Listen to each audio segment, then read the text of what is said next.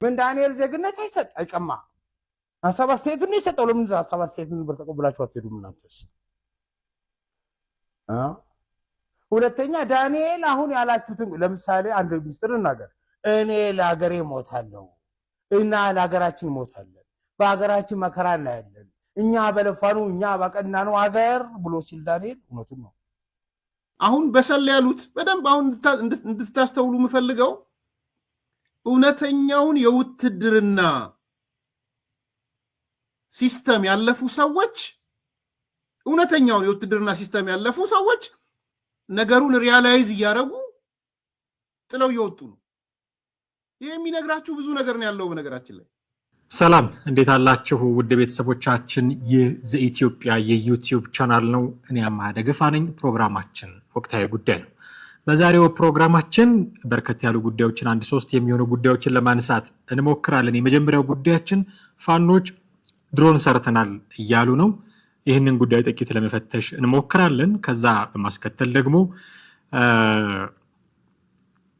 ወታደሮች ከፋኖ የለቀቁ ወደ መንግስት እየገቡ ነው ግን ሌሎች ሲቪሊያንሱ ደግሞ እዛው ነው ያሉት የቀሩት እነሱ ናቸው የሚል ትንታኔ የሚሰጡ ሰዎች አሉ ለመነሻ ያክል እሱን እናይና ግን ለምን ነው ወታደሮቹ ትግሉ በቃኝ የሚሉት የሚል ጥያቄ አንስተን ለመመለስ እንሞክራለን ከዛ በመጨረሻ የሰሞኑን የዲያቆን ዳንኤል ክብረትን ጉዳይ እናነሳለን ዲያቆን ዳንኤል ክብረት አንድ አወዛጋቢ ንግግር ተናግረው እንደነበር ይታወሳል ከዲያስፖራዎች ጋር ተያይዞ ስዩም ተሾመ ከዳንኤል ክብረት ጎን መቆሙን የሚያሳይ አስተያየት ሰጥቷል እሱን አስተያየት መነሻ አድርገን እንዲሁ አንዳንድ ጉዳዮችን ለማንሳት እንሞክራለን ማለት ነው ውድ ቤተሰቦቻችን ስለዚህ የዛሬ ፕሮግራማችን የሚያጠነጥነው በዚህ ዙሪያ ነው ማለት ነው እስከ ፕሮግራማችን ፍጻሜ ድረስ አብራችሁ እንድትቆዩ በአክብሮት ጋብዘናችኋል ቻናላችንን ሰብስክራይብ ማድረግ የደወል ምልክቱን መጫን ቪዲዮቻችንንም እንዲሁ ሼር እና ላይክ ማድረግ ከናንተ የምንጠብቀው የትብብር ስራ ነው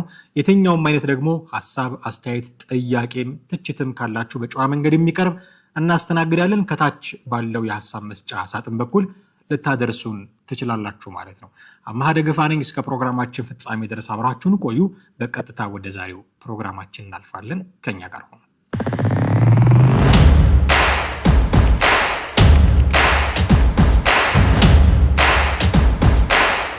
ወደ መጀመሪያው ጉዳያችን እናልፋለን ፋኖ ድሮን ሰርች ያለው ይያለ ነው ፋኖ ድሮን ሰርች ያለው ይያለ ነው በቪዲዮም ያሳዩት ነው ያሉት ሪሊ ታጣቂ ቡድኖች በዚህ ጊዜ ድሮን መታጠቅ የሚችሉበት ደረጃ ላይ ናቸው ወይ የሚል ጥያቄ ካነሳን ኦፍ ኮርስ መታጠቅ የሚችሉበት ደረጃ ላይ ናቸው ስለ ፋኖ ብቻ ያወሩ አይደለም ዓለም ላይ ያሉ ሌሎች አማጽያን ልትሏቸው ትችላላችሁ ታጣቂዎች ልትሏቸው ትችላላችሁ በየትኛውም ሀገር ያለው አካላት ከመቼውም ጊዜ በላይ አሁን ድሮን ለመታጠቅ የተመቸ ጊዜ ላይ ናቸው ብሎ ማለት ይቻላል በምን መንገድ ነው ድሮን ሊታጠቁ የሚችሉ ታጣቂዎች የሚሉ ጉዳዮችን እንደው ጥቂት ማንሳት ፈልጋለሁ እንግዲህ ታጣቂ ቡድኖች እነዚህን የሰው አልባ አውሮፕላኖች የሚባሉትን ድሮኖች የማግኘት የመታጠቅ እድላቸው ከጊዜ ወደ ጊዜ በጣም እየጨመረ እንደመጣ ነው የሚነገረው እንግዲህ ይህ ሁኔታ በአለም የደህንነት ሁኔታ ላይ በጣም ሰፊ ስጋት እየፈጠረ እንደመጣ ጭምር ነው የሚነገረው እነዚህ ታጣቂ ቡድኖች ቴክኖሎጂውን የሚያገኙባቸው ዋና ምክንያቶች ግን አሉ ማግኘት የሚችሉበት ጊዜ ነው ከመቼም ጊዜ በላይ የዓለምን ደህንነትም ደግሞ ስጋት ላይ እየጣለ እንደሆነ ነው በግምገማ ደረጃ የሚነሳው ይሄን ቴክኖሎጂ ግን እንዴት ነው ሊታጠቁ የሚችሉት የሚል ጥያቄ ከተነሳ ሊቀርቡ የሚችሉ በርካታ ምክንያቶች አሉ የመጀመሪያው አጋጣሚ እነዚህ ቡድኖች የድሮን የታጠቀ ታጣቂ ቡድን ወደ መሆን የሚያድጉበት የመጀመሪያው እና በጣም ምናልባት አዋጭ ሊሆን የሚችለው አሁን ባለው ሁኔታ የንግድ ድሮኖችን ለጦርነት እንዲሆን አድርጎ አፕግሬድ ማድረግ አሁን ለቪዲዮ ለመቀረጽ የሚውሉ እቃ ለማድረስ እኛ ሀገር እሱ መጀመሩን እርግጠኛ አይደለም እንጂ እቃ ለማድረስ የሚውሉ ድሮኖች አሉ በተለይ አሁን ቪዲዮ ካሜራ የሚቀረጽባቸው ላይቭ ትራንስሚሽኖች የሚተላለፉባቸው ዘመናዊ ድሮኖች አሉ እነዚህን ድሮኖች ወስዶ ምክንያቱም እነዚህ ድሮኖች አሁን በቀላሉ የሚገኙ ናቸው ለዛም ነው አሁን ብዙ የካሜራ ባለሙያዎች አክሰስ የሚያደርጓቸው በቀላሉ የሚገኙ ስለሆኑ ጭምር ነው ስለዚህ በቀላሉ ማግኘት ከተቻለ እሱን አፕግሬድ ሊያደርጓቸው ይችላሉ ወደ ጦርነት ድሮን ወደ ውጊያ ድሮን አፕግሬድ ሊያደርጓቸው ይችላሉ። ካሜራ አክሰስ አላቸው። ስለዚህ ካሜራውን በደንብ አክሰስ ማድረግ ይችላሉ። ከዛ ቦምብ ተሸካሚ እና ቦምብ ጣይ ሊያደርጓቸው ይችላሉ። ወደፊት ሊሰሩ ይችላሉ። በሆነ መንገድ አፕግሬድ ሊያደርጓቸው ይችላሉ። ይሄ በጣም የተለመደው መንገድ ነው። ለፎቶግራፍ ወይ ለጨዋታም ይሁን ተብለው በገበያ ላይ የሚሸጡ በቀላል ዋጋ እና በጣም በቅርበት ሊገኙ የሚችሉ ድሮኖች አሉ። እነዚህ ፈንጂዎችን እንዲሸከሙ ወይ ደግሞ ለሰላላ እንዲያገለግሉ አድርጎ ሊጠቀሙባቸው ይችላሉ ማለት ነው። እነዚህ ድሮኖች በቀላሉ የኢንተርኔት አክሰስ ያለው ወይ ደግሞ ውጭ ያሉ ድርጅቶችን የክፍያ አማራጭ አክሰስ ማድረግ የሚችል ማንኛውም ሰው ኦንላይን ላይ ሊያገኛቸው የሚችላቸው እቃዎች እና ርካሽም ለመጠቀምም ቀላል ስለሆኑ ሶፍትዌራቸውን በማሻሻል አፕግሬድ በማድረግ ለጦርነት ጥቅም እንዲውሉ ማድረግ ይቻላል። ስለዚህ በዚህ መንገድ ታጣቂዎች ድሮን ሊታጠቁ ይችላሉ ማለት ነው። ከዛ ውጪ ከመንግስታት ጋር የሚኖር ድጋፍም ደግሞ የድሮን ቴክኖሎጂን እንዲታጠቁ ሊያደርጋቸው ይችላል። ኢናወር ኬዝ ፋኖ ከየትኛው መንግስት ጋር ስምምነት እንዳለው በእርግጡን የምናውቀው ነገር የለም። የኢትዮጵያ መንግስት ክስ እንደሚያቀርብ ይታወቃል ከኤርትራ መንግስት ጋር አብረው። እንደውም አንድ ጊዜ የውጭ ጉዳይ ሚኒስቴር ለዓለም አቀፉ ማህበረሰብ ደብዳቤ ጽፏል። ቲፒኤልኤፍ ፋኖና ሻዕቢያ አንድ ላይ ሊወጉኝ ሙከራ አድርገዋል የሚል። ስለዚህ ከኤርትራ መንግስት ጋር ግንኙነት አለው ብሎ ይጠረጥረዋል ማለት ነው። የኤርትራ መንግስት የድሮን ቴክኖሎጂ ይጠቀማል ወይ? እስካሁን በግልጽ ያየነው ነገር የለም።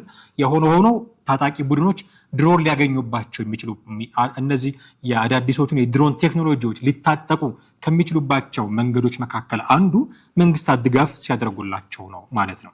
ስለዚህ አንዳንድ ታጣቂ ቡድኖች በከፍተኛ የቴክኖሎጂ ደረጃ የተሰሩ የውጊያ ድሮኖችን በቀጥታ ከሚደግፏቸው መንግስታት ሊያገኙ ይችላሉ። እነዚህ ድሮኖች ደግሞ ቅድም የንግድ ለምንድን ነው ለሌሎች ጉዳዮች ለፈን ካሜራ ለመቅረጽ ለላይቭ ትራንስሚሽን ይውሉ የነበሩትን ድሮኖች አፕግሬድ አድርገው ለጦርነት ከሚያውሏቸው ድሮኖች አንጻር ሲታይ ምናልባት ሰማው ሶፊስቲኬትድ የሆነ ቴክኖሎጂ ይኖራቸዋል እና ደግሞ ረጅም ርቀት መጓዝ የሚችሉ የሚሳኤል ጥቃት ማድረስ የሚችሉ ሊሆኑ ይችላሉ እና ከመንግስታት ነው ደግሞ ይህንን በድጋፍ መልክ የሚያገኙት ማለት ነው።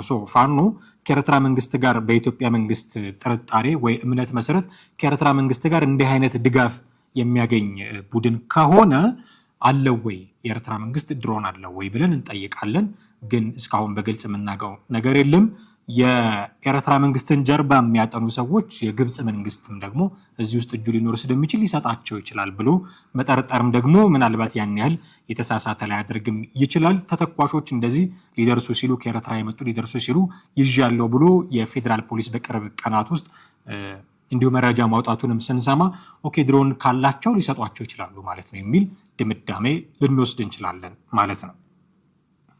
ምናልባት ደግሞ ሀገር ውስጥ ያሉ የቴክኖሎጂ ሽግግሮች እነዚህ ታጣቂ ቡድኖች የድሮን ትጥቅ እንዲኖራቸው ሊያደርጋቸው የሚችልበት ሁኔታም ሊኖር ይችላል። ምክንያቱም የቴክኖሎጂ ሽግግር እና የሀገር ውስጥ ምርት ምናልባት ቡድኖቹ ሙሉውን ድሮን ከማስመጣት ይልቅ የሞተሮቹን ካሜራዎቹን እንደዚህ ሰብስቦ ከዛ እነሱ በሚፈልጉት መንገድ በዚህ ደረጃ የሰው ኃይል አላቸው ወይ እንደዚህ የተማሪ ሰው ኃይል አላቸው ወይ የሚለው እንዳለ ጥያቄ ውስጥ ገብቶ ግን ሌሎች ውጭም ሀገር ያሉ የታጣቂ ቡድኖች በዚህም መንገድ ጭምር ድሮን የሚታጠቁባቸው አጋጣሚዎች አሉ። ስሪዲ ፕሪንቲንግ ለዚህ በጣም አመቺ እንደሆነ ነው የሚነገረው። ስሪዲ ፕሪንቲንግ ማሽን ፋኖ አለው ወይ?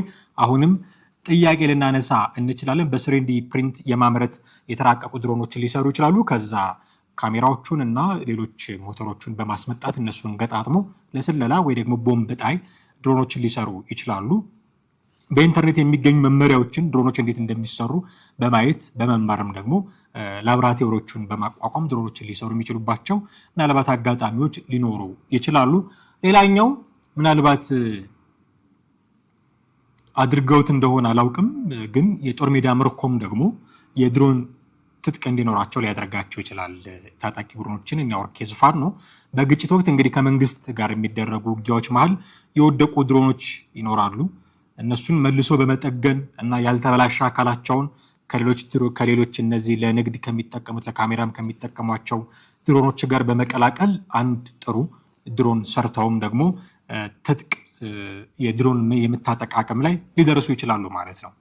ከለያየናቸው ነገሮች በሙሉ እንዳሉ ሆኖ ፋኖ ግን ሰርቼ ነው ያለው። ድሮን ሰርቼ ታጠቂያለሁ፣ በሚስጥር ተይዞ ነበረ፣ አሁን ግን ይፋ አድርጌዋለሁ የሚል ነው። ይሄ ምን ያህል እውነት ነው የሚል ጥያቄ አንስተን ነው ይህንን ጉዳይ የምናልፈው። ፋኖ ሬዲ ድሮን ታጥቆ ቢሆን ኖሮ እስካሁን ለምንድን ነው የውጊያ ላይ ለውጥ ማምጣት ያልቻለው የሚል ጥያቄ ተያይዞ እንድናነሳ የሚያደርግ ነው። የሆነ ሆኖ ፋኖ ድሮን ሰርቼ ታጠቂያለሁ እያለ ነው ማለት ነው። ከዚሁ ከፋኖ ትግል ጋር በተያያዘ የቆየ የውትድርና ልምድ ያላቸው ግን የፋኖ አባላት የነበሩ ሰዎች ትግሉ በቃን እያሉ ወደ መንግስት እየገቡ ነው፣ የቀሩት የውትድርና ልምድ የሌላቸው ናቸው የሚል ግምገማ አለው ኤርሚያስ ለገሰ። እስቲ የኤርሚያስን ትንታኔ እንስማና ለምንድን ነው ግን ይሄ የሚሆነው የሚል ጥያቄ እናነሳለን ማለት ነው። አብራችሁን ቆዩ። አሁን በሰል ያሉት በደንብ አሁን እንድታስተውሉ የምፈልገው እውነተኛውን የውትድርና ሲስተም ያለፉ ሰዎች ነገሩን ሪያላይዝ እያደረጉ ጥለው እየወጡ ነው። ይሄ የሚነግራችሁ ብዙ ነገር ነው ያለው። በነገራችን ላይ ኮሎኔል ፋንታውን ከኢህዴን ጀምሮ የነበሩ ሰው ናቸው። ኢህዴን ብአዴን ማለት ነው። ከዛ የኢትዮጵያ መከላከያ የነበሩ ሰው ናቸው። ከዛ ደግሞ እስር ቤት የገቡ ሰው ናቸው። ከእስር ቤት ከወጡ በኋላ ነው ልዩ ኃይሉ የገቡት። ከልዩ ኃይሉ ነው ወደ ፋኖ የገቡት። ከፋኖ ነው ሪያላይዝ አድርገው የመጡት። ሲመጡስ ጽምዶን ተቃውሞ ነው። መቶ አለቃ ማስረሻ፣ ካፒቴን ማስረሻ ሰጤ እውነተኛውን የውትድርና ስርዓት ያለፈ ሰው ነው።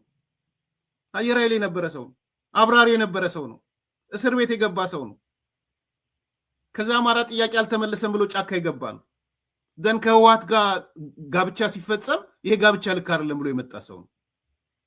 ስለዚህ ይሄ እየመጡ ያሉትን ሰዎች ብትመለከቱ ከዛ መዋቅር እየተነቀሉ የሚመጡት እውነተኛ የውትድርና ህይወት ያላቸው ሰዎች ናቸው።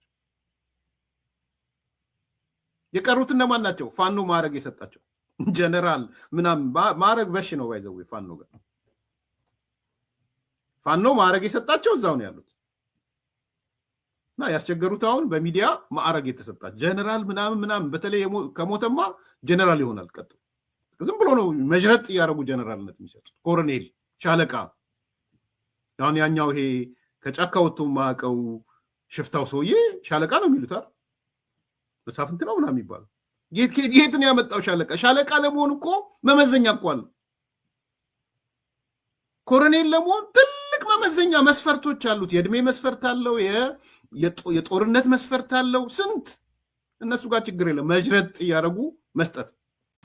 እንግዲህ እንደሰማችሁት ኤርሚያስ ለገሰን ኮሎኔሎች ሪሊ ኮሎኔል የሆኑ ሰዎች ከዚህ በፊት የኢትዮጵያ መከላከያ ሰራዊት ሊሆን ይችላል፣ ሚሊሻ ውስጥ ሊሆን ይችላል፣ የልዩ ኃይል ውስጥ ሊሆን ይችላል፣ አየር ኃይል ውስጥ ብቻ በመንግስት የጸጥታ ኃይል ውስጥ የነበሩ ሰዎች እና ትክክለኛውን የውትድርና ስልጠና ያገኙ ሰዎች አሁን ከትግሉ እየወጡ የቀሩት ሌሎቹ ናቸው። ዝም ብሎ ጄኔራል ምናምን ይባባላሉ እንጂ እዛው በራሳቸው የሚሿሿሟቸው ናቸው የሚል ትችትም አቅርቧል። የኔ ኮንሰርን ለምንድን ነው ወታደሮቹ ጥለው የሚወጡት? ያንን ትግል ጥለው የሚወጡት ለምንድን ነው? ሲቪሊያን ሆነው ትግሉን የተቀላቀሉት ደግሞ ለምንድን ነው የሚቆዩት የሚለውን እንደው ለማነጻጸር ያክል ነው ይሄንን የምለው። እንግዲህ በጦርነት ጥናትና በስነ ልቦና ይሄ ሚሊተሪ ሳይኮሎጂ በሚባለው ረገድ በጣም አስገራሚና ብዙ ጊዜ የሚታይ ክስተት ነው። ወታደሮች፣ ትክክለኛ ወታደሮች እና የውጊያ ልምድ ያላቸው ሰዎች የትጥቅ ትግልን እምብዛም ሲያበረታቱ አይታይም። በተደጋጋሚ የሚታይ ክስተት ነው። እንግዲህ የውትድርና ልምድ ያላቸው ሰዎችና የሌላቸው ሰዎች ለምን የተለያየ ውሳኔ ይወስናሉ ነው አሁን መነሻችን። ለምን ነው የተለያየ? እንግዲህ መረጃው ምንድነው? ወታደራዊ ልምድ ያላቸው ሰዎች፣ ትክክለኛውን የወታደር ስልጠና ያገኙ ሰዎች፣ ውጊያዎች ላይ ተሳትፈው የሚያውቁ ሰዎች ጥለው እየወጡ ነው ከትግሉ። ሌሎች ናቸው የቀሩት ነው መነሻችን። ለምን ይሄ ሆነ? ይህንን ጥያቄ ነው የምንፈትሸው። የመጀመሪያው የጦርነትን አስከፊነት መረዳታቸው ነው። ተመራማሪዎች ምናልባት ልምድ ስላላቸው ሰዎች ባደረጉት ጥናት የሚሉት ጦርነት ማለት ከባድ መስዋዕትነት፣ ረሃብ፣ ስቃይ፣ ሞት መሆኑን በተግባር ያውቃሉ። በተግባር ብቻ አይደለም ረዘም ላለ ጊዜ ያውቃሉ። ትክክለኞቹ ወታደሮች ረጅም ጊዜ ውትድርና ልምድ ያላቸው ሰዎች ይህንን ያውቃሉ። የጦርነትን ውጤትና የሚያስከትለውን ውድመትም ይረዳሉ። በትክክል ነው የሚረዱት። በንግግር ወይ ደግሞ በፕሮፓጋንዳ በቀላሉ የሚታለሉ ሰዎችም አይደሉም። እንዲያደርግልሃለሁ ብለህ የምታታልለው ንግግርህን በጣም ፍሎሪሽ እያደረግከ ስላወራህ የምታታልለው አይደለም። ኮሎኔል በለው ጄኔራል ምን በለው ወታደር ከሆነ በንግግር የምታታልለው አይደለም። የትግሉ ግብ ሊደረስበት የማይችል መሆኑን ቀድሞ የመገንዘብ እድላቸውም ሰፊ ነው። ወታደራዊ እውቀቱ አላቸው። ወታደራዊ ሳይንሱን ያውቁታል። ስለዚህ እየሄዱበት ያለው መንገድ የማያዋጣ ከሆነ መዳረሻቸውን ያውቁታል ማለት ነው። ስለዚህ ቶሎ ውሳኔ ይወስናሉ ማለት ነው። በዚህ ምክንያት ነው አንድም ሲቪሊያንሱ ሲቀሩ፣ ብዙ የውጊያ ልምድ የሌላቸው ሲቀሩ፣ ልምድ ያላቸው ወታደሮች ግን ትግሉን ጥለው የሚወጡት። ጀማሪዎቹ በንጽጽር ከዚህ ሲቪሊያንሱ ብዙ ጊዜ የሚመሩት በስሜትና ባይበገሪነት መንፈስ ነው። ለጽናታችን ቆመናል፣ እንደዚህ ለዓላማችን ምናምን። ጦርነትን ምናልባት አንዳንዴ በፊልም ወይ በወሬ ብቻ ነው የሚያውቁት። በቃ በፊልምና በወሬ ነው የሚያውቁት እና ያንን ፊልም ላይ ያዩትን ነገር እሱን ማድረግ እንደ ትልቅ ጀብዱ ማየት እንዲህ አይነት ዝንባሌ ያላቸው። ይሄ በከባድ ሁኔታ ውስጥም እንኳን ሆነው እንዲቀጥሉ ድፍረቱን፣ ተነሳሽነቱን፣ ሞራሉን ሊሰጣቸው ይችላል። ልዩነቱ ምንድን ነው? ትክክለኞቹ ወታደሮች ውጊያን የሚያውቁት ውጊያ መሬት ላይ ነው። እነዛኞቹ በፊልም በወሬ ምናምን አይተውት ነው የመጡት። ስለዚህ አንድ ላይ ሲገኙ የአቋም ልዩነት ሊያመጡ ይችላሉ። እነዛኞቹ አስከፊነቱን ያውቃሉ እና ደግሞ የሚኬድበት መንገድ ወታደራዊ ሳይንሱን ስለሚያውቁት የሚኬድበት መንገድ የሚያዋጣ እንዳልሆነ ሲያውቁ ገደል ይላሉ። እነዛኞቹ ግን ስቲል ስሜት ላይ ናቸው። ስቲል የአይበገሪነት ስሜት ላይ፣ የጀብደኝነት ስሜት ላይ ስለሆኑ ሊገፉበት ይችላሉ ማለት ነው። ስለዚህ የመጀመሪያው የጦርነትን አስከፊነት የመረዳት ጉዳይ ነው ማለት ነው። ሁለተኛው የስትራቴጂያዊ ስልት ልዩነት ነው። የስትራቴጂያዊ ስልት ልዩነት ስንል እነዚህ ወታደሮቹ ልምድ ያላቸው ወታደሮች፣ ወታደራዊ ስልጠና ያላቸው ሰዎች የኃይል ሚዛንን ወይም ደግሞ ባላንስ ኦፍ ፓወርን ማስላት ይችላሉ፣ በደንብ ማስላት ይችላሉ። የቡድኑ አቅም ከመንግስት አቅም ጋር ሲነጻጸር ምን ላይ ነው ያለው በትክክል መገምገም ይችላሉ። ተስፋ አለው ወይስ ተስፋ የለውም የሚለውን ይገመግማሉ። ዘንድ በከንቱ ከመሞት ይልቅ ብለው አማራጭን ሊፈልጉ ይችላሉ። ወደ መንግስት ሊገቡ ይችላሉ፣ እጅ ሊሰጡ ይችላሉ፣ ሊደራደሩ ይችላሉ። ይህንን ደግሞ እንደ ብልሃት ነው የሚቆጥሩት ማለት ነው። እነዚህ ሲቪሊያንስ ሆነው የመጡት ወይ ደግሞ ቅድም ባልነው መሰረት ጦርነትን በፊልም ብቻ አይተው በወሬ በጀብደኝነት ስሜት ብቻ የመጡት ደግሞ ወታደራዊ ስሌቶችን ከመረዳት ይልቅ ለዓላማቸው ያላቸው ጽናት ይበልጣል። ለአይዲዮሎጂያቸው ለዛ የሚሰጡት ኮሚትመንት ይበልጣል። ወታደሮቹ ያሰላሉ፣ ያዋጣል አያዋጣም፣ ባላንስ ኦፍ ፓወር ይሰራሉ፣ እሱን ይገመግማሉ። እነዚህኞቹ ግን የሚመሩት ለአይዲዮሎጂያቸው ነው። ለዛ ነው ኮሚትመንታቸውን የሚሰጡት። ስለዚህ ወታደራዊ ስሌቶች ላይ ብዙም ጊዜ ላይ ያጠፉ ይችላሉ። ቢከብድም እናሸንፋለን የሚል ሞራል መገንባት ላይ ያተኩራሉ ማለት ነው። ስለዚህ የስትራቴጂያዊ ስሌት ልዩነት ለውጥ ያመጣል። እነዛኞቹ ወደ መንግስት ሊገቡ ይችላሉ፣ እነዚህ ሊቀጥሉ ይችላሉ ማለት ነው። እያየን ያለ ነው እሱ ነው ፋኖ ውስጥ በሚል የመሰልቸት ስሜትም ይመጣል። ልዩነቱ አንዱ ትልቁ ልዩነት የመሰላቸት ስሜት። አሁን እነዚህ ረጅም ጊዜ በውትድርና የቆዩት ሰዎች፣ ትክክለኛ ውትድርና ውስጥ የነበሩ ሰዎች ለረጅም ጊዜ በውትድርና የቆዩ ሰዎች ናቸው። የአካልና የሞራል ዝለት ያጋጠማቸዋል። ቶሎ በርናውት ያደርጋሉ። ሰላማዊ ህይወትን ይናፍቃሉ። ቤተሰብን መቀላቀል ይፈልጋሉ። መንግስት የሚሰጠውን የመንግስትን የሚሰጠውን የምህረት ጥሪ እንደ ትልቅ እድል ይጠቀሙበታል። በዚህ የተነሳ የቤተሰብ ናፍቆት ይኖርባቸዋል። ከዛ በርናውት ያደርጋሉ። ቶሎ በጣም መሰላቸት ይኖራል። ረጅም ጊዜያቸውን በጦርነቱ ያሳለፉት። አሁን በዚህ ሁኔታ የፋኖ የትጥቅ ትግል እንዲህ ባለበት ሁኔታ ባለህበት እርገጥ እየሆነ ወደ 10 ዓመት ቢራዘም በእርግጠኝነት ተዋጊዎቹ እየለቀቁ ይመጣሉ። በቃ መሰላቸት ይመጣል። በርናውት ያደርጋሉ። ጦርነት ሄዶ መጨረሻው ይሄ ነው። እንዲህ አይነት ነገር ሊያጋጥም ይችላል። ግን እነዚህ ትክክለኛ ወታደሮች አሁን ላይ ይህን ስለሚገነዘቡ መንግስት የሚሰጠውን የምህረት ጥሪ ለትልቅ እድል ሊጠቀሙበት ይችላሉ። እነዛኞቹ ግን ገና አዲስ ጉልበት ላይ ነው ያሉት። ብዙም የጦርነት ልምድ የላቸውም። አዲስ ወኔ ላይ ነው ያሉት። ይሄ ስላላቸው የድካም ስሜቱ ገና አይጫናቸውም። የቤተሰብ ናፍቆቱም ገና ነው። አሁን ከቤተሰብ ይልቅ ምንድን ነው የወጣውለት ዓላማ ምናምን የሚሉበት ጊዜ ላይ ስለሆኑ ማለት ነው።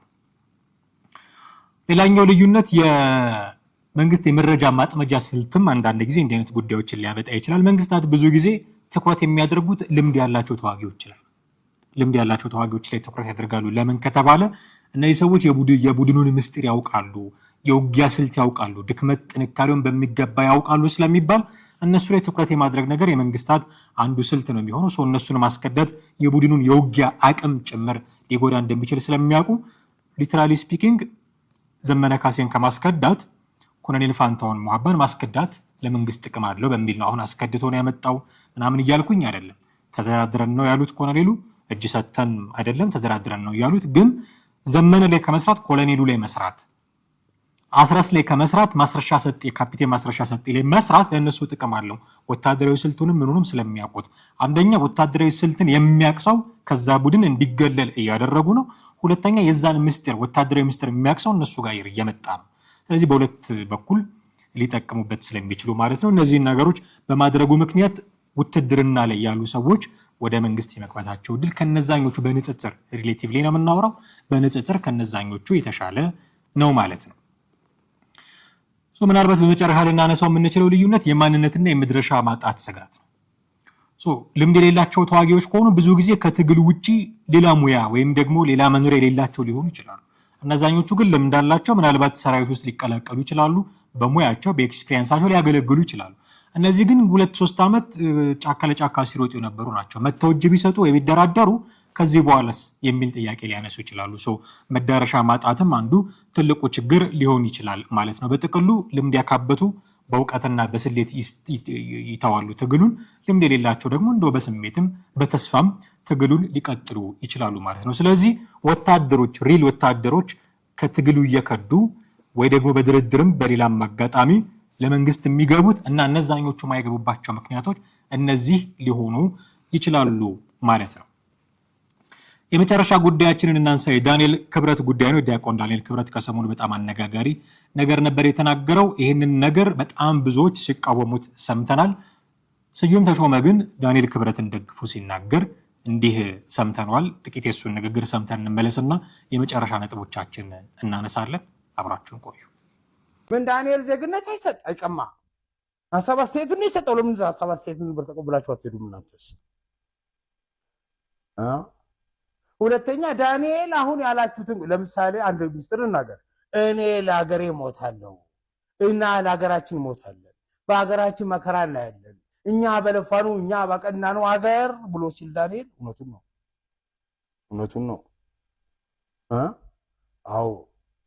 አዎ አይዋሽም።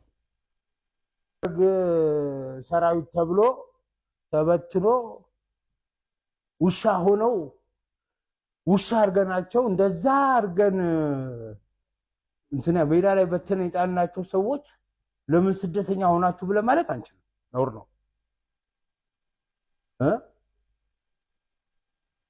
ሀገር ውለታቸውን ከርታ ሜዳ ላይ በተናቸው እስከ ዛሬ ራሱ እንኳን ሌላ ሀገር ዜጋ ተሰደው እንኳን አይደለም በህይወት መኖራቸው ራሱ ታምር ነው። ይቅርታ አልጠየቅናቸውም። እንደ ሀገር የደረሰባቸው በደል ካሳ አልከፈልናቸው። ምንም ቆን አደረግናቸው። ታውቀው ዳንኤልም መስጠትም መከልከላቸው መናገርም ትክክል አለም። እነሱ ይሄንን ያው ምስክር ነን። ለምን አገር ውስጥ አልኖራችሁም ብለን ራሱ ማለት አንችልም። ከዚህ ወጡ ውሻ አርገን ከርተናቸው አባረናቸው፣ ሀገር አልባ አርገናቸው በተአምር ተርፈው ውጭ ሀገር ቢኖሩ እነሱን መናገር ነውር ነው እና እነዛ የሀገር ባለውለታዎች ናቸው። እነሱ ባቀኑት ሀገር ነው የምንኖረው። አንድ በላይ ሁለተኛ ውጭ ሀገር ከወጡ በኋላ የራሱ ፕሮሰስ አለ። ልጅ ትወልዳለህ፣ ትምህርት ትጀምራለህ፣ ምናምን ታደርጋለህ። ግን ሊሰመርበት የሚገባ እንደዛ አፈር የሆኑበትን የሞቱለትን ስንት ነገር የሆኑለትን ኢትዮጵያዊነትን እሱን እንኳን ብንተውላቸው ሌላ ነገር ቢቀር ክብርና ማረጉ ይቅርታና ምኑ ቢቀር እንደው ያቺን ክብርን ኢትዮጵያዊነት የምትለዋን ባንቀማቸው መቀበሪያቸውም ቢሆን ቀጥሎ ያመነበትን ተናግሮ የመሸበት የሚያድር አንድ ሰው ጥራ ካላችሁ በእርግጠኝነት እምላችሁ ዳንኤል ክብረት ነው። ለምን ስለማቀው ነው። ውጪ ከኖርክ ኢትዮጵያ ለኔ ተውልኝ ነው የሚለው። እኔ ኢትዮጵያ ያልወጣሁት እዚህ መስዋዕቱን መጋፈጠው እዚህ መከራውን መጋፈጠው እኔ ከኢትዮጵያ ውጪ ምርጫና አማራጭ የለኝም ብዬ ነው ብሎ ነው የሚለው። ትክክል ነው እና ወዳጆቼም ትክክል ናችሁ። በዛ መሃል መጣች አይደል? አሁን ምን ይባስሉ ዳንኤል አቋሙን ገለጸ። አቋሙን ሲገልጽ አሁን እሱ አእምሮ ውስጥ ዳኒ አእምሮ ውስጥ የነበረው ማመሰለ ለምሳሌ ሻለቃ ዳዊት ነው የነበረው። እንግዲህ እንደሰማችሁት ነው። የስዩም ተሾመ መከራከሪያ ደግሞ እንዴ ነው። ለምን አከራከረ? ዳንኤል እኮ ዜግነት የሚሰጥ ዜግነት የሚቀማ ሰው አይደለም። ለምንድን ነው የሚያከራክረው? ለምንድን ነው እንደ አንድ ግለሰብ ኦፒኒየን ብቻ ያልወሰዳችሁት የሚል መከራከሪያ ነው ይዞ የመጣው። ኦኬ፣ በእርግጥም የአንድ ግለሰብ ኦፒኒየን አድርጎ መውሰድ ቢቻል ጥሩ ነበረ። ግን ዲያቆን ዳንኤል ክብረት ማለት እኔ ኦፒኒየን እንደምሰጠው አይደለም ኦፒኒየን የሚሰጡት፣ ወይ ደግሞ ራሱ ስዩም ተሾመ ኦፒኒየን እንደሚሰጠው አይደለም ኦፒኒየን የሚሰጡት። ዲያቆን ዳንኤል ክብረት ማለት የጠቅላይ ሚኒስትሩ አማካሪ ናቸው። ይሄንን ሐሳባቸውን ጠቅላይ ሚኒስትሩን ሊያማክሯቸው ይችላሉ። ጠቅላይ ሚኒስትሩ ካመኑበት እንዲህ አይነት ህግ እንዲወጣ ለሚኒስትሮች ምክር ቤት ለካቢኔያቸው ሊያቀርቡ ይችላሉ። በህዝብ ተወካዮች ምክር ቤት ሊያጸድቁ ይችላሉ። ስለዚህ ዳንኤል ክብረት የሚያወራውን ዝም ብሎ እንደ ተራ ወሬ ብቻ ማየት አይቻልም። ካለው ፖዚሽን ኦኬ፣ ለጠቅላይ ሚኒስትሩ ለሀገሪቱ ቁንጮ ስልጣን ባለቤት ለሆኑት ሰው ለሳቸው ካለው ቅርበት አማካሪያቸው ከመሆኑ አንፃር ዳንኤል ክብረት የሚናገረውን ነገር ዝም ብሎ መውሰድ ተገቢ አይደለም። ባይሆን ንግግሩ ላይ ነው ማውራት ያለብን። እንደ ማንኛውም ሰው ኦፒኒየን ውሰዱት መባሉ ልክ አይደለም። እንደ ማንኛውም ሰው ኦፒኒየን ልንወስዱ አንችልም። ዲያቆን ዳንኤል ክብረትን ንግግሩ ላይ ነው መነጋገር ያለብን። ንግግሩ ልክ ነው ወይስ ልክ አይደለም? ይሄ በደንብ መሰመር ያለበት ጉዳይ ነው። የተናገረው ነገር ልክ ከሆነ ዲያቆን ዳንኤል ክብረት ልክ ነው የተናገረው ብሎ ማለት፣ አይ ልክ አይደለም ካለ መተቸት ተፈጥሯዊ ነው። ይሄ አይ ፐርሰናል ኦፒኒየኑን የሰጠው ስለዚህ ልትተቹት አትችሉም አይባልም። ኢቭን ፐርሰናል ኦፒኒየን ነው ብለን እንኳን ብንወስድ የጠቅላይ ሚኒስትሩ አማካሪ ነው። ሲያማክር ፐርሰናል ኦፒኒየኑን ጭምር ነው የሚያማክራቸው። ልምዱን ንባቡን ነው የሚያማክራቸው። የዲያቆን ዳንኤል ክብረት ልምድና ንባብ ደግሞ ይሄን ፐርሰናል ኦፒኒየን ያመጣ ነው። ተውልን ሀገራችንን የሚል አትምጡብን፣ ለመቀበር አትምጡ የሚል ድምዳሜ ላይ እንዲያደርስ ያስቻለው ንባብ ነው ያለው። እዚህ ድምዳሜ ላይ እንዲያደርስ ያስቻለው ኤክስፒሪየንስ ነው ያለው። ይህንን ነው ሼር የሚያደርጋቸው ጠቅላይ ሚኒስትሩን ሲያማክራቸው። ስለዚህ እንደ አንድ ተራ ሰው ፐርሰናል ኦፒኒየን ብቻ የምንወስደው አይደለም፣ እንደዛ አይደለም። ስለዚህ አማካሪ ስለሆኑ እንደ ተራ ነገር ልንወስደው አንችልም። ሐሳብ መስጠታቸው ጥሩ ነው። ዲያቆን ዳንኤል ክብረት ሐሳብ መስጠታቸው ጥሩ ነው። ሐሳቡ መሞገቱም ደግሞ አይከፋም። አይ እንደምን እንደዚህ ተባለ። ችግሩ ሐሳቡን የሚሞግቱት ሰዎች ዲያቆን ዳንኤል ክብረት ከቆሙበት ቦታ ሆነው ስላሰሉት ነው የሚተቹት። ከቆሙበት ቦታ የብልጽግና ተለጣፊ አድርገው ስለሚስሏቸው፣ የጠቅላይ ሚኒስትሩ ቀኝ እጅ አድርገው ስለሚስሏቸው ነው ትችታቸው ሁሉ በጣም የሚከረፋ ትችት ይሆናል። ተመሳሳዩን ነገር እኮ ለወጥ ባለ ቋንቋ ፕሮፌሰር ኃይሌ ገሪማ ከዚህ በፊት ተናግረውታል። የዲያቆን ዳንኤል ክብረት ንግግር ምንድን ነው? እዚህ ሀገር ውስጥ እየኖርን ለሀገር የምንሞተው ለሀገር የምንሰቃየው ለሀገር የምንደማው እኛ ነን። እዛ ሆናችሁ ስትሞቱ ብቻ ቅበሩኝ አትበሉ ነው አይደል? ጥቅል ሐሳቡ እንደዛ ነው። ለወጥ አድርገው ምናልባት በፊት ዳንኤል ክብረት አሁን ስለሆነ የተናገረው በፊት ቆይቷል ከተናገሩት ይሄን ነገር ፕሮፌሰር ኃይሌ ገሪማ ውጭ ሆኖ ጦርነት የሚቀሰቅስ ሰው ያዝ በለው የሚል ሰው ከአልጋ ላይ ቀስቅሶ ነው ልጁን ትምህርት ቤት የሚወስደው። የነሱ ልጆች እና ራሳቸውም ጭምር መተው እዚህ ውጊያ ላይ አይሳተፉም። የማይሳተፉበትን ውጊያ ነው የሚቀሰቅሱት ብለው እኮ ተናግረዋል። አንድም ዲያስፖራ ፕሮፌሰር ኃይሌ ገሪማ ሊናገር የደፈረ የለም። እሳቸው የመንግስት ደጋፊ ስላልሆኑ፣ እሳቸው የብልጽግና ፓርቲ አባል ስላልሆኑ፣ እሳቸው እዚህ ሀገር ውስጥ ስለማይኖሩ፣ ምናልባትም እሳቸው በጣም የተከበረ ስም ስላላቸው በፊልም ኢንዱስትሪ ላይ የታወቀ ነው እንግዲህ እሳቸው ስም የሚገርም ታሪክ የሰሩ ሰው ስለሆኑ ይህንን ሁሉ ፈርተው ሊሆን ይችላል እና እሳቸውን መናገር መንግስት ላይ የሚያመጣው ተጽዕኖም የለም ብለው ማስበው ሊሆን ይችላል። ቀጥታ ራሳቸውን የሚመለከት ንግግር ነው የተናገሩት፣ ግን ሊናገራቸው የደፈረ ሰው የለም። ይሄንኑ አይነት ንግግር እኛ እዚህ ምን ሞታለን እንጂ እናንተ አትሞቱም፣ ስትሞቱ ብቻ ነው መታችሁ ቀበሩን የምትሉትን የሚለውን የዲያቆን ዳንኤል ክብረትን ንግግር ግን ለመተቸት የተጣደፈው ሰው ብዛቱ ለምን? ከብልጽግና ጋር ስለሚጠረጥሩት፣ ለምን? የጠቅላይ ሚኒስትሩ አማካሪ ስለሆነ፣ ለምን? ከፍተኛ የመንግስት ባለስልጣን ስለሆነ። ይሄ ደብል ስታንዳርድ ይባላል። ደብል ስታንዳርድ ይባላል። እኔ ኃይሌ ገሪማ መተቸት አለባቸው እያልኩኝ አይደለም። ተመሳሳዩን ነገር ምናልባት የቃላት የአንዳንድ ነገር ልዩነት ካልሆነ በስተቀር ተመሳሳዩን ሀሳብ ተናግረው ዳንኤልን መተቸት፣ ፕሮፌሰር ኃይሌ ገሪማን መታው ማለት ደብል ስታንዳርድ ነው። ሀሳቡ ተመሳሳይ ነው። መታችሁ ልትዋጉ አትችሉም። እናንተ እንኳን እናንተ ልጆቻችሁን ከአልጋ ላይ እየቀሰቀሳችሁ ነው ትምህርት ቤት የምትወስዷቸው፣ ቅንጡ ህይወት ነው የሚኖሩት። እዚህ ግን የደሃ ልጅ በጦርነት ምክንያት እየሞተ ነው የሚል ክሪቲክስ ነው የሰጡት ለዲያስፖራው ፕሮፌሰር ኃይሌ ገሪማ። ዳንኤል ክብረት ደግሞ መጣና እናንተ መታችሁ አትሞቱልንም፣ እኛንን እዚህ የምንሞተው፣ ስትሞቱ ብቻ መታችሁ ቅበሩን አትበሉ የሚል ክሪቲክስ ነው የሰጠው።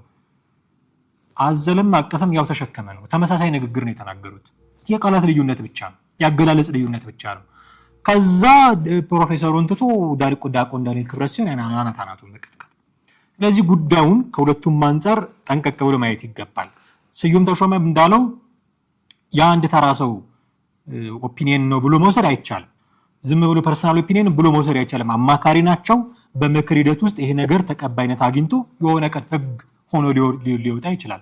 20-30 ዓመት ከኢትዮጵያ ውጭ የቆያችሁ እና የውጭ ሀገር ዜግነት ያላችሁ ሰዎች እዚህ መጥታችሁ መቀበር አትችሉም የሚል ህግ ቢወጣ እንዲህ አይነት የምክር አገልግሎት የሰጠ ሰው ውጤት ሊሆን ይችላል። ስለዚህ እንደ ፐርሰናል ኦፒኒየን ብቻ አድርጎ መውሰድ ልክ አይደለም። አንድ ሁለተኛ፣ ስንተችም ደግሞ ደብል ስታንዳርድ ባንሆን፣ ዳንኤልን ተችተን ያኛውን ሀሳብ የተናገሩ ሌሎች ሰዎችን የምንተው ከሆነ ደብል ስታንዳርድ ነው።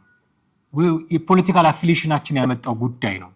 ስለዚህ የራሳችንን ጥቅም እያሰላን ነው እንጂ በእርግጥም የዲያቆን ዳንኤል ክብረትን ንግግር ቆርቆሮን እየተናገርን ላይሆን ይችላል። ከሁለቱም አንጻር ጽንፍ መያዝ አይገባም። እንደው ወደ መካከለኛው መንገድ መጣ ብሎ ሀሳቦችን ማቅረብ የተገባ ነው የሚሆነው ማለት ነው። ውድ ቤተሰቦቻችን አንድ ነገር ተናግሯል ስዩም ተሾመ። የዳንኤል ክብረት ጭንቅላት ይህንን ሲናገር ዳንኤል ክብረት የዳንኤል ክብረት ጭንቅላት ውስጥ ያለው ሰው መገመት እችላለሁ ብሎ ስለ ሻለቃ ዳዊትም ጭምር አንስቷል። እሱ እዚህ መጥቶ ልቀበር ቢል ምናምን ቢል ሌላም ንግግር ጭምር ተናግሯል። ይህን እያሰበ ነው፣ ይህን እያሰበ አይደለም ዲያቆን ዳንኤል ክብረት የተናገረው። ምናልባት ከዚህ በኋላ በሌሎች አጋጣሚዎች በሌሎች መድረኮች መጥቶ የሚነግረን ከሆነ እሱን እናያለን። ለጊዜው ግን ሁለት ድጋፍም ስንሰጥ ትችትም ስንሰጥ ማዕከላዊ መንገድ ይዘን ቢሆን ይመረጣል ለማለት ነው። ውድ ቤተሰቦቻችን የዛሬው ፕሮግራማችንን እዚህ ላይ ማብቃት ይኖርብናል። እጅግ አድርገን እናመሰግናችኋለን። አብራችሁን ስለቆያችሁ ስለተከታተላችሁን እጅግ አድርገን ነው የምናመሰግናችሁ። ቻናላችንን ሰብስክራይብ ማድረግ የደወል ምልክቱን መጫን እንዳትረሱ አሁንም ልናስታውሳችሁ እንወዳለን። ቪዲዮቻችንንም ደግሞ እንዲሁ ሼር እና ላይክ ብታደርጉልን ደስ ይለናል፣ ብዙዎች ጋር እንዲደርሱ ስለሚረዱን እሱንም ማድረጋችሁ አትዘንጉ። እኛ ብቻ ወደ እናንተ የምናስተላልፈው ፕሮግራም አይደለም። እናንተ ሰምታችሁ የሚሰማችሁን ሀሳብ ደግሞ ወደ እኛ ሪፍሌክት ማድረግ ትችላላችሁ። ለዛም ነው ከታች ያለው የሀሳብ መስጫ ሳጥን ክፍት ሆኖ የሚጠብቃችሁ። በዛ በኩል ልታደርሱን ትችላላችሁ። ለዛሬው ግን እጅግ አድርገን እናመሰግናለን። አማሃ ደገፋ ነበርኩኝ። በሚቀጥለው ጊዜ በሌላ ርዕሰ ጉዳይ እንዲሁ በሌላ የወቅታዊ ፕሮግራም ደግሞ እንጠብቃችኋለን። እጅግ አድርገን እናመሰግናለን። ጤና ይስጥልን።